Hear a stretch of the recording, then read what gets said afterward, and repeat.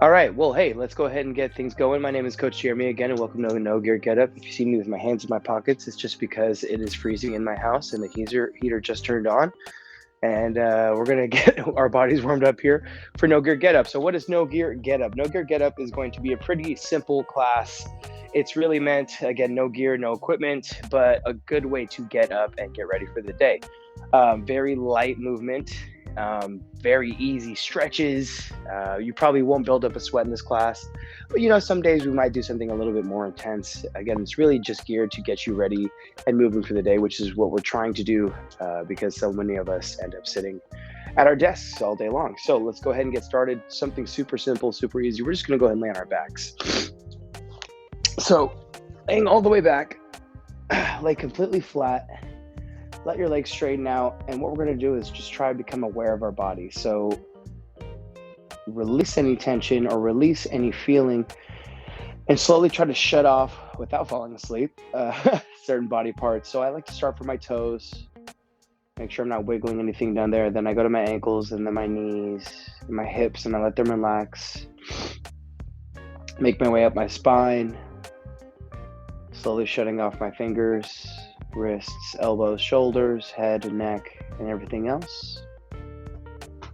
Once I'm there, though, now I want to start to turn things on. So let's go ahead and start to wiggle the toes a little bit, and just the toes. Any rhyme or reason, doesn't matter where they go, but I'm just focusing on just the toes here. Up from the toes, we're going to go ankles now. So I'm going to start to move my feet. And again, we're just becoming aware of certain areas of the body and focusing on just that area at one time. Remember, your joints, depending on which one it is, have certain motions that they can perform and are limited maybe depending on the joint. What we're trying to do is figure out, hey, what can this joint do right now? And you're just trying to see how it's feeling after your sleep. Now let's go ahead and break our way up to the knees. I'm just going to go ahead and start to pull one in on its own. Bring the other in. Obviously, this is getting the hip as well, but we got some other stuff to do with the hip. Perfect. Keep thinking about that knee. And then from here, let's go ahead and bring the feet together. Since we already worked on a little bit of extension and just thinking about awareness and flexion of the hip, let's go for some rotation. I just want your knees to fall out wide as far as they can on their own and bring it back in. So now we're focusing on rotation, a little bit of what we call abduction of the hip.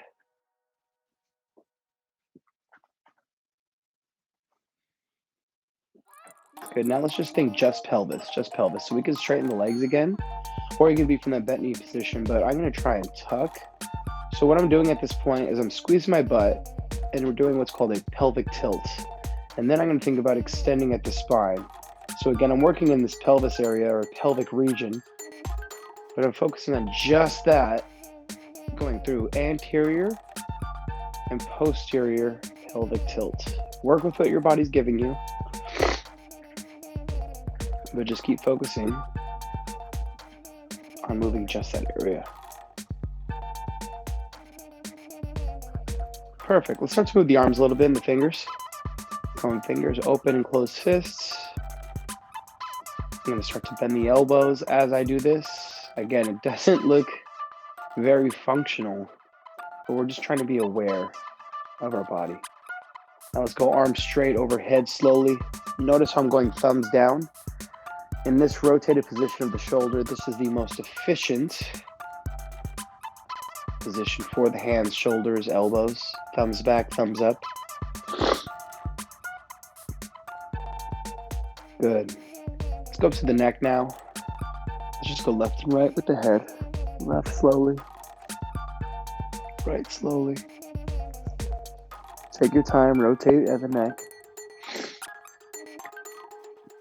You can either lift the chin into the chest and then slowly lay 1 second down at a time. This is great actually because again, the spine has these vertebrae and just segment them one piece at a time. So again, I'm starting it from the head, but I'm gonna go one vertebrae into my chin, one again to bring it up into my chest, And I'm just going to keep going one by one by one and get as far as I can up, and then slowly bring it right back down. Perfect. Last one. Let's go ahead and actually just now start to rotate again, but this time at the spine.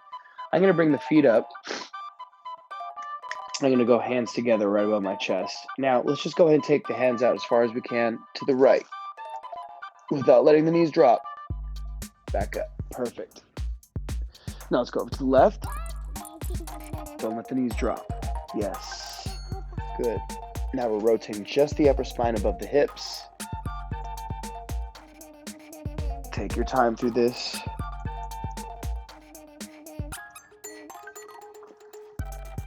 And then we'll do the same thing with the hips now, as we'll drop them left to right. Always breathe your way through this. Super important.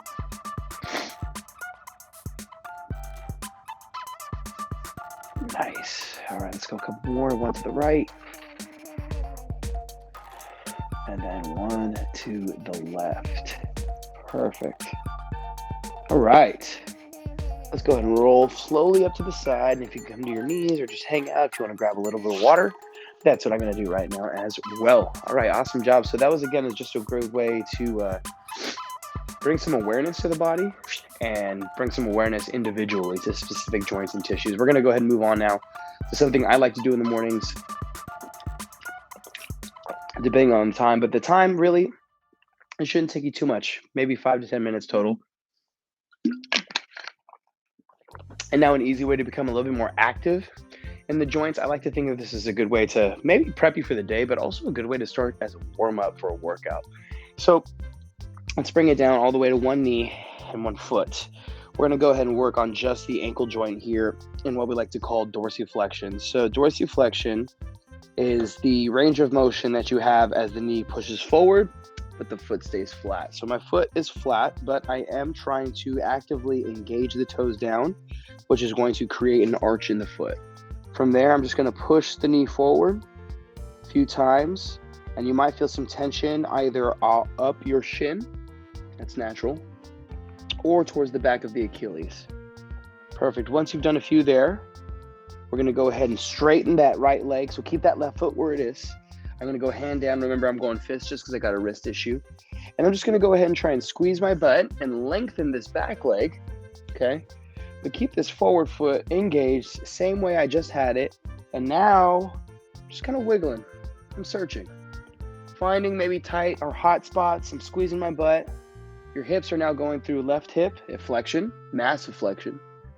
And that right hip is going through a lot of extension. So we're kind of getting both at the same time here, okay? Now that we've done a few reps of that wiggle, I'm going to go ahead and become upright. And now I'm going to just try and straighten my legs. So let's go posterior chain, working up the system, and just straighten the leg as the toe is being pulled back. This should help get the hamstring to loosen up a little bit. Remember, if it's too much and you can't straighten and fire the quadricep, go ahead and just keep the toe pressed a little bit. That'll take some slack out of the hamstring itself. Perfect. Let's go ahead and do the same thing on the other side. I'm going right foot now. I'm just going to go ahead and go dorsiflexion. So again, knee over the center of your toe. Toes are slightly engaged. Heel stays down. And again, we're just pressing forward a few times. Achilles and shin are just waking up a little bit. Perfect. Let's go ahead and extend that back leg now. Squeeze your butt. Push that hip outside.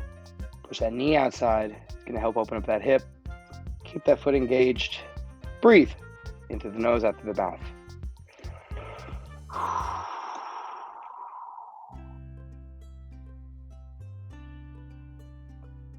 Awesome. Let's go ahead and take it to the hamstring. So remember, we're up right now. Pull the toe towards you. Straighten the leg. And I like to put my hand right here above the kneecap because I'm trying to contract the quadricep. If you straighten the leg all the way, you should feel the quadriceps contract right there. And again, getting actual feedback as you work. Good. Almost done. Let's go ahead and take it into a butterfly a frog position, better position to be named. We're going to go knees down, And then we're going to go ahead and bring our hands down and widen the knees as much as we can. And you're going to feel tension right here in the groin. So these are your adductor muscles, right? Adductor muscles, right? So we're going to go ahead and try and get a 90-degree angle at the knee and at the ankle. I'm going to lay my forearms down. And from here, I'm just focusing on how wide I can take the legs. But what you can also do is kind of shift yourself forward and back, and you'll feel maybe a little bit of tighter areas open up, or maybe some areas that we haven't hit earlier start to get exposed. And that's, again, what we're looking for here. I'm kind of just rotating left and right once I've hit a kind of deeper position. That's after I push myself back. And again, if it goes a little bit wider and it feels good, that's okay. Listen to your body. It's always going to tell you what's right and what's wrong.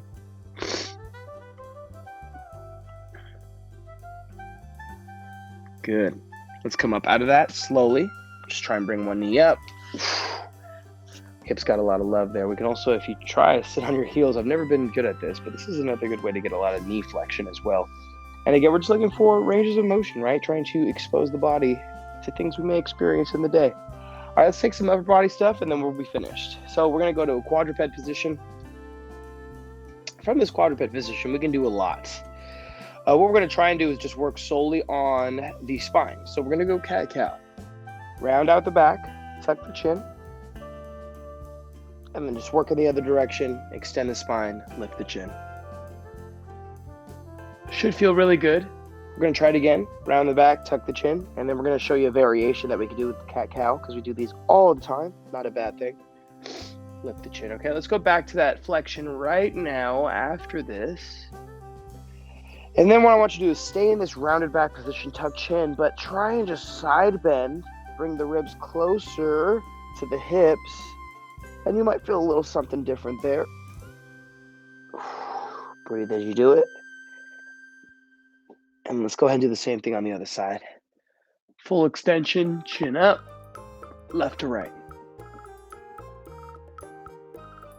All right. Perfect. That one feels great. Let's take our hands. Let's reach across the body. Remember, rotation is a good thing for us. Let's go ahead and take your hand underneath in between the arm and the leg. Reach as far as you can. Take a breath. If you press down a little bit with that hand on the ground, you might feel some tension in the area around the shoulder blades, those muscles. Let's go and do the same thing on the other side. Reach.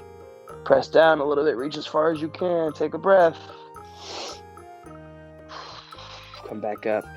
One more on each side. There we go. There's that rotation. Nice job. And then another one right here.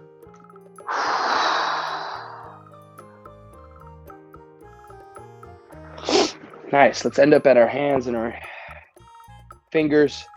I'm going to put my arms right by my side. I'm sitting on my heels at this point. We're going to go small circles with the wrists and the elbows. Let's start elbows first, actually. So let's just go ahead and rotate the hands. Teach a little something about human movement. So we have our hands up and then we rotate them down. All right, these two movements right here, we call this supination, hands up, pronation, hands down. Easy way to remember, and this is the trick if you're ever going to get into this field, is trying to associate certain things with the movements. So for supination, I always thought of holding a can of soup. Weird, I know. Rotate down. Good. Rotate back up. And now let's just go ahead and go up and down at the wrist. Flexion and extension. I just went through my 1-year anniversary of my wrist surgery. And, crazy event, but the wrist is almost back to full range of motion, almost the same on the left side, but it takes time. Keep working on stuff. Let's go ahead and go circles. As long as you're patient, consistent, things should happen. Good rotations. If you see Hammy, she's just hanging out. She's mobilizing. Currently, she's getting her hips right now in what we call the sploot position.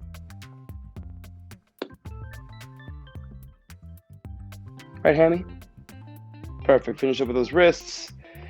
And let's finish up our day with a couple of breaths, my friends. So if you want to go ahead and just find a comfortable position, it can be from this kneeling position like myself. You can go ahead and lay down on the ground. Just make sure you don't fall asleep. Whatever it is, let's just find a good, nice position. You can even go into a squat if you'd like. Actually, I think that'd be a good way to finish this one. So I'm going to go to a squat. If you want to join me, You're more than welcome to. Well, let's go ahead and come down. Find a good position. If you want to close your eyes, close your eyes. Just take a couple of breaths here. And at this point, we're focusing less on the body and more about the mind and giving yourself a little bit of mental preparedness before you start your day. Take another breath. Right, Hammy? Oh, she ate something. What'd you eat? One more breath. There we go. Thank you. Thank you. All right. Come on up nice and slow. Thank you very much. We appreciate it, y'all. Again, this is No Gear Get Up with your boy, Coach Germs. If you guys have any questions, remember, feel free to reach out to us. We're going to be hosting this Tuesdays and Thursdays, 8:30 a.m. on YouTube Live. But again, we will be posting it afterwards. For myself and from Hammy, thank you so much. We'll see you guys on Thursday. Have a great one.